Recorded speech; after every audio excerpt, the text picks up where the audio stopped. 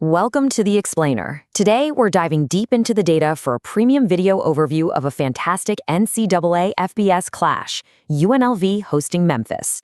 I'm your host, and look, instead of just recycling those surface-level narratives you hear all week, we're going to actually unpack the tactical blueprint of this matchup together. Everything we're exploring today is firmly grounded in the completed 2025 baselines, a season where UNLV put together an incredibly impressive 10-4 campaign, while Memphis battled through the trenches to an 8-5 record. We are pushing way past the generic talking points to examine the underlying tactical geometry of the gridiron here. It's going to be a fascinating breakdown, so let's get right into it. Okay, let's kick things off with a cold open.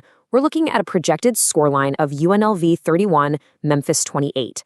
Our model sees a game of absolutely razor-thin margins, and it's actually really fascinating when you step back and realize that UNLV comes in as a narrow home favorite, but they are certainly not a dominant one. In a standard college football game, we're looking at roughly 12 possessions per side. That means every single drive carries immense weight. This is a matchup entirely defined by contrasting offensive identities and defensive structures. On one hand, you've got UNLV bringing superior passing efficiency and a lockdown third-down defense. On the other hand, Memphis counters with his punishing rushing efficiency and an elite run defense that's specifically designed to shorten the game and grind down the clock. So how exactly do we arrive at a tight 31-28 projection? Let's unpack the blueprint. All right, moving into Section 1, the central tactical question. To truly understand the flow of this game, we have to isolate the defining conflict. So every great football matchup has a fulcrum, right? A single pressure point where the entire game will eventually tilt. And the central tactical question for this fixture is this: can UNLV stay on schedule without allowing negative plays against Memphis's proven pass rush? Staying on schedule is literally everything for this UNLV offensive identity. They do not want to just lob indiscriminate, low-percentage deep balls down the field. Their most efficient, mathematically sound path to victory is stringing together profitable early down completions and using highly protection-aware play calls to just stay out of passing down distress. They want second and medium. They absolutely do not want third and long. But here's the catch. The Memphis defensive structure is built from the ground up to disrupt exactly that rhythm and force offenses into those desperate passing down situations. They want these kinds of results, 2nd and 7, 3rd and 3, all the way down to the end of a game. And that's the focus of this UNLV offense, to just stay in 2nd and medium and 3rd and long. That brings us to Section 2, battles at the scrimmage. Let's look at the specific unit duels. To find the answer to our central question, we really need to get down into the trenches. What's genuinely surprising here is how impossibly even this duel actually is. When we measure efficiency using PPA, or predicted points added, which, if you're new to it, is an advanced metric tracking the exact expected point value a single play contributes towards scoring, UNLV's passing offense boasts a 0.367 PPA with a 46.4% success rate. But then you look at Memphis, and they allow a near-identical 0.372 passing PPA and a 44.5% success rate. And if we jump over to the explosiveness metrics, which measure the magnitude of those successful plays, UNLV sits at 1.58, while Memphis allows 1.63. It is an absolute dead heat on paper. The efficiency of the UNLV passing attack perfectly mirrors the resistance of the Memphis pass defense. So you're probably wondering, what breaks the tie? Well, the answer is disruption. UNLV's offense really thrives on a highly profitable 51.4% success rate on standard downs. They were relatively solid in protection too, allowing 25 sacks in their baseline data. But Memphis, man, they are an absolute wrecking ball of a unit. I found this metric staggering when going through the data. Memphis recorded 33 sacks and a massive 80 tackles for loss. Memphis's entire defensive identity revolves around blowing up those standard downs, creating sudden negative plays and violently forcing UNLV out of their comfort zone. And make no mistake, Memphis absolutely has the leverage to do it. Because when UNLV tries to run the ball just to relieve some of that pressure, they're going to hit a brick wall. Let's look at line yards for a second. This is a metric that isolates the offensive line's actual physical push, telling us how much of a run is purely the big guys up front moving the line of scrimmage. UNLV generates a solid 3.19 line yards and a 47.9% overall rushing success rate. But Memphis allows just 2.57 line yards and a stifling 38.9% success rate. Memphis possesses a massive, undeniable advantage at the point of first contact. They are 100% going to force UNLV to prove they can pass the ball in manageable situations. We can actually quantify that defensive wall even further.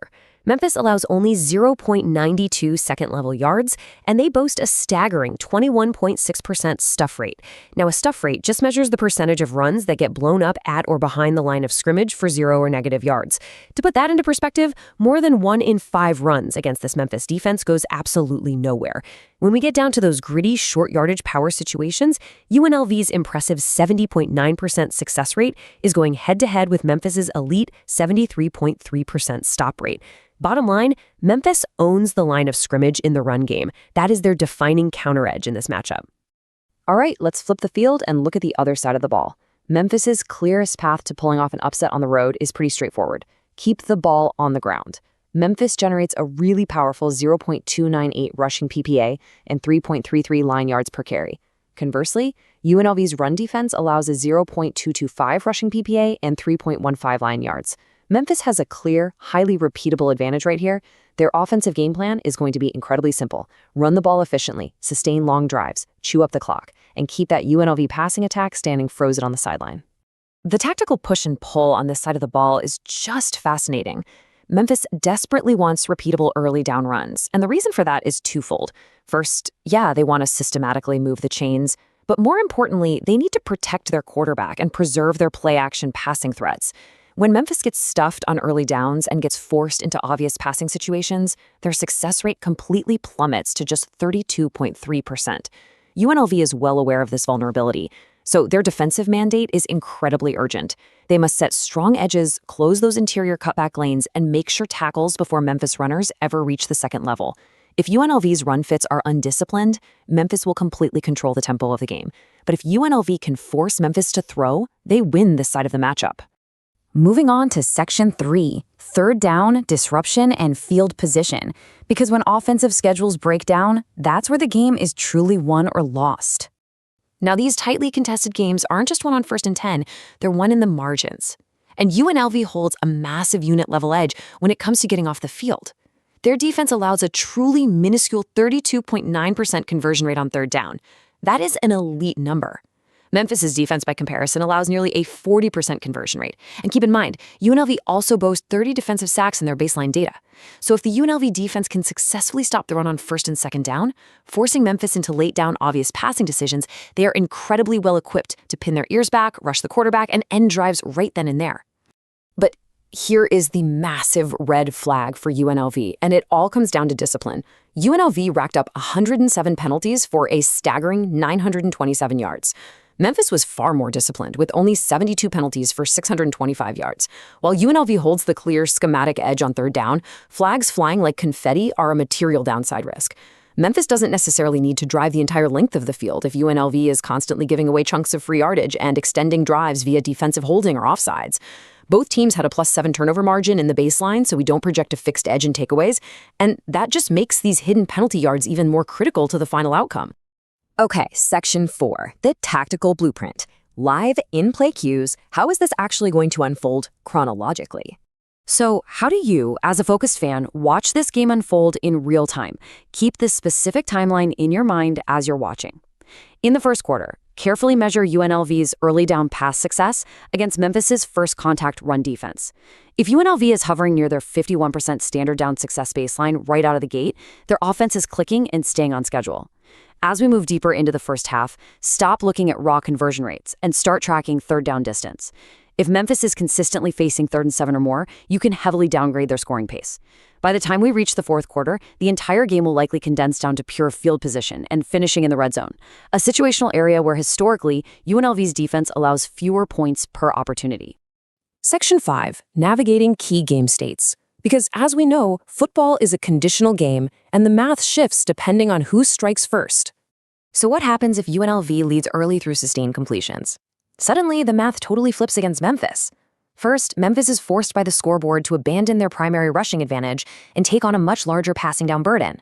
Second, on the defensive side, they have to start blitzing to generate disruption, which risks losing coverage integrity against a highly potent UNLV passing attack. And third, that glaring 32.3% passing down success rate for Memphis, that gets completely exposed as they try to play catch-up through the air. But let's reverse it. What if Memphis leads early by stringing together repeatable 4 to 6 yard rushes? Well, it confirms their baseline rushing edge is traveling exceptionally well. Crucially, playing from ahead reduces their quarterback's exposure to UNLV's dangerous 30-sack defense. In this specific game state, UNLV absolutely must not panic. They have to respond with calm, defined protection-aware reads rather than forcing low-percentage deep throws into a Memphis defense that is famous for racking up sacks and tackles for loss. Patience will be completely essential. But what if it's an absolute dogfight? A tied or one-score game entering the final quarter. The team you should mathematically trust here is the one winning standard downs, cleanly protecting their quarterback and avoiding those back-breaking field position penalties we discussed earlier. Now, both of these 2025 offenses were highly efficient at scoring when they actually crossed into the red zone, both averaging over 4.4 points per opportunity. But UNLV's defense allowed only 3.78 points per red zone opportunity compared to Memphis's 4.00. That microscopic difference? That gives UNLV a slight mathematical finishing edge when the game is on the line late in the fourth quarter. Section 6, Projections and Final Verdict. Let's pull everything together and look at the final model projections. We've thoroughly analyzed the trenches, the hidden yardage, and the conditional game states. Based on all the tactical data in this explainer, our model gives UNLV a 58% win probability, leaving Memphis with a 42% chance to pull off the road upset. The model weights UNLV's superior passing PPA, their overall offensive success rate, their elite third down defense, and their home field advantage just heavily enough to carry the day, but only narrowly. Memphis's pure rushing dominance and their run defense efficiency keep this projection incredibly close. The final projected score estimate sits at UNLV 31, Memphis 28. There is also a 4% probability of a regulation tie, which would of course send us into overtime, as NCAA rules dictate a winner must eventually be crowned. This 31-28 projection represents a highly efficient game of about 12 possessions for each team. It highlights that if UNLV protects their quarterback cleanly, they can edge this out. But Memphis is more than capable of grinding this game down into the dirt and stealing a victory if UNLV loses their discipline. To summarize the win conditions one last time clearly, UNLV's path to victory demands highly efficient early down passing and rock-solid protection against a ferocious defensive front. Memphis's path to the upset relies heavily on early down rushing efficiency and forcing UNLV into third and long situations where they can unleash that passing down disruption. Make no mistake, this is not a high-confidence blowout. This is a pure one-possession projection that will be decided in the absolute smallest of margins. As we wrap up this explainer, just a quick sports analytics disclaimer. These projections utilize completed 2025 baseline data. 2026 rosters, current injuries, and exact game day conditions are unverified. These model estimates are expected points based on historical inputs, not betting advice or guarantees. So the final thought I leave you with is this. When an unstoppable pass rush meets an immovable passing efficiency, who blinks first when the pocket collapses? Thanks for joining me for this explainer and enjoy the game.